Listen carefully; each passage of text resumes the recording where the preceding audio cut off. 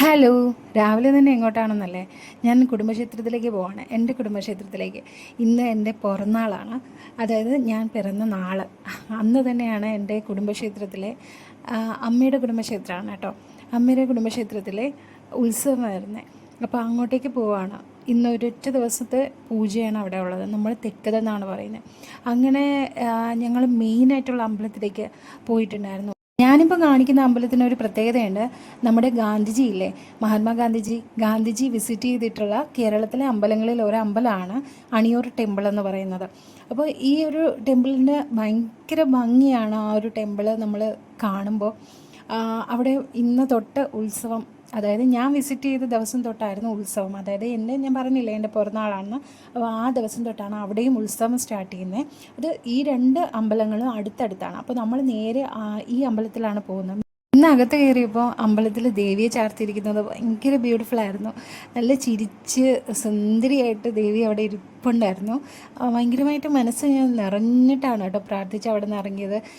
അങ്ങനെ നോക്കുമ്പോഴാണ് ഇന്ന് കൊടിമരയേറ്റ് അങ്ങനെ എന്തോ ഉണ്ട്. അപ്പോൾ അതിന് വേണ്ടിയിട്ട് അവിടെ പ്രിപ്പറേഷൻ നടന്നുകൊണ്ടിരിക്കുകയാണ്. പിന്നെ അവിടെ ഒരു ഭജന സംഘം ഉണ്ടായിരുന്നു. അത് ഭജനയാണോ എന്താണെന്ന് എനിക്കറിയില്ല.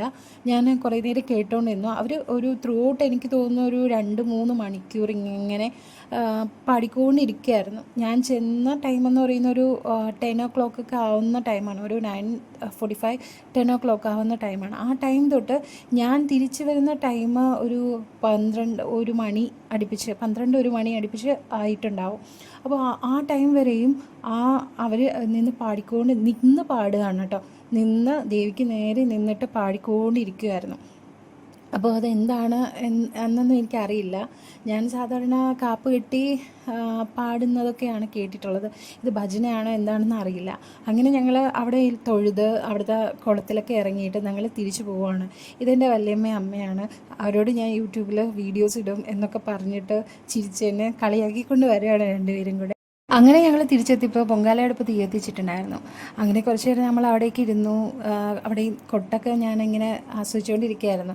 ഈ ആശാനാണ്, അതായത് സെൻട്രലിൽ നിൽക്കുന്ന ആശാനാണ് എൻ്റെ മോനെ ആദ്യമായിട്ട് കൊട്ടാനായിട്ട് പഠിപ്പിച്ചത്. നമ്മൾ പറയില്ലേ ആദ്യാക്ഷരം കുറിക്കുക എന്ന് പറയുന്ന പോലെ കൊട്ടിൻ്റെ ആദ്യാക്ഷരം കുറിച്ചത് ഈ ആശാനാണ്. അപ്പോൾ പുള്ളിക്കാരനെ കണ്ടപ്പോൾ ഭയങ്കര സന്തോഷം തോന്നി. എന്നെ ഇവിടേക്ക് ആദ്യമായിട്ട് കൊണ്ടുവരുന്ന എൻ്റെ അമ്മാമ്മയാണ്, അമ്മയുടെ അമ്മ.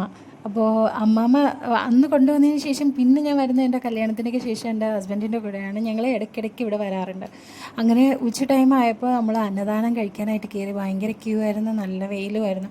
പൊട്ട വെയിലത്ത് നിന്നാണ് കേട്ടോ നമ്മൾ കഴിച്ചത്. അവിടെ ഇരിക്കാനൊന്നും സ്പേസ് ഉണ്ടായിരുന്നില്ല, ഒത്തിരി ആൾക്കാരും ഉണ്ടായിരുന്നു. അങ്ങനെ അന്നദാനത്തിന് ഭയങ്കര ടേസ്റ്റ് ആയിരുന്നു കേട്ടോ. നമ്മൾ എവിടെ പോയാലും അന്നദാനം വിടാറില്ല. അങ്ങനെ തിരിച്ചെത്തിയപ്പോൾ നല്ല കരിക്കട്ട പോലെയായി. അപ്പോൾ ഇത്രയേ ഉള്ളൂ. Bye bye.